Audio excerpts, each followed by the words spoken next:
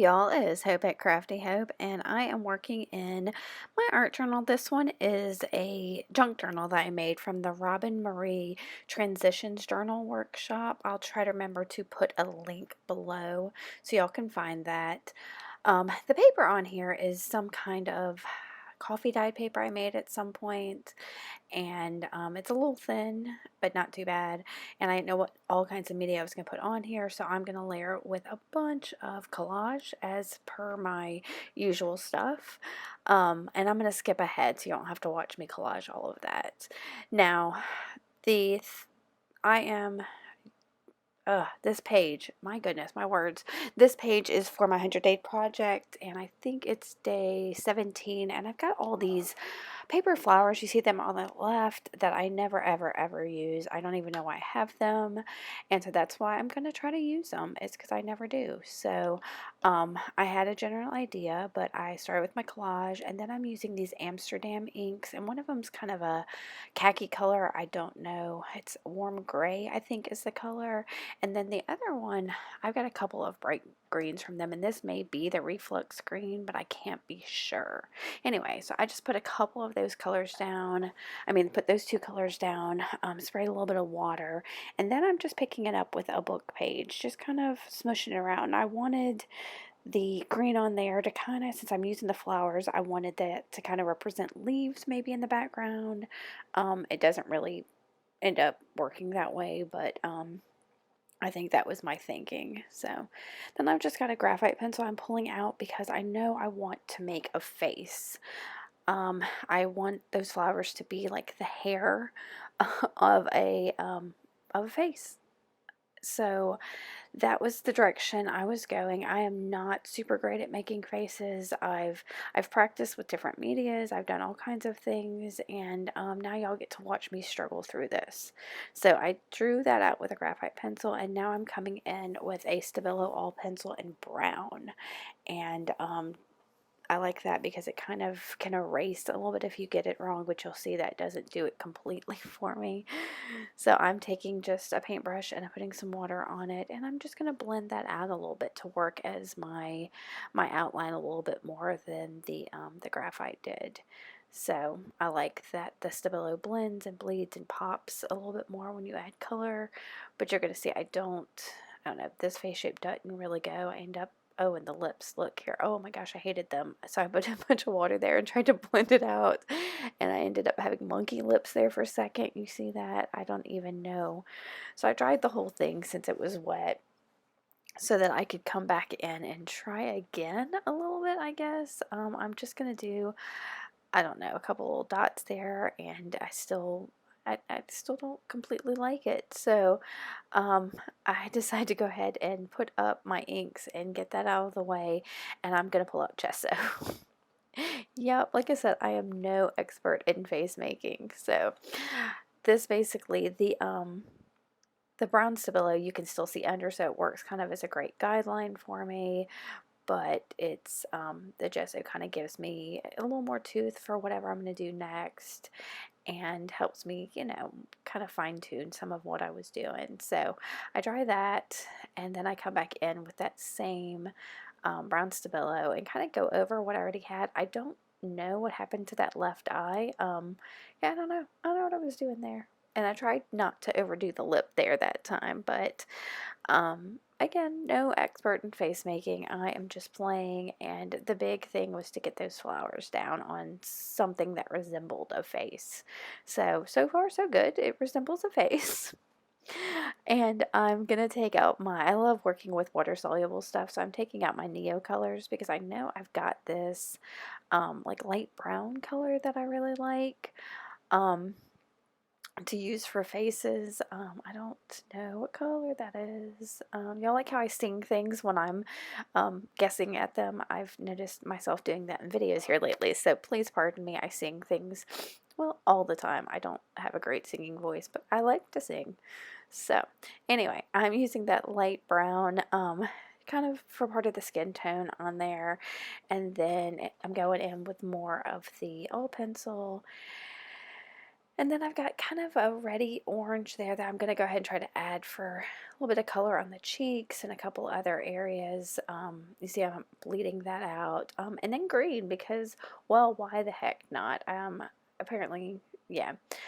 I figure if I'm going to make her look crazy, let's go ahead and just go all in. So, and then that's a purpley pink that I go ahead and put on the nose and the lips. And yeah, y'all, I'm just going crazy. And from here, I'm just grabbing some colored pencils. These are probably, yeah, they're just Crayola colored pencils, and I'm grabbing them pretty much at random out of a bag of like, I don't know, 32 colored pencils.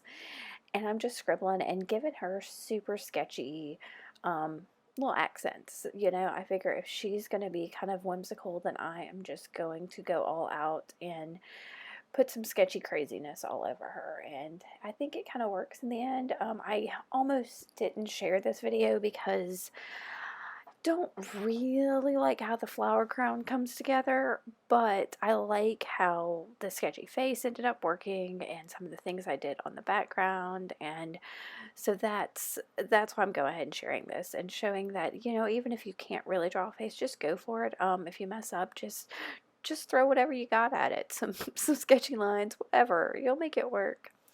So here's the paper flower things I decided I was going to use. I picked out some super bright colors because I figured if she was going to have flowers for hair, she might as well have the brightest flowers in the bunch. So that's what I picked out.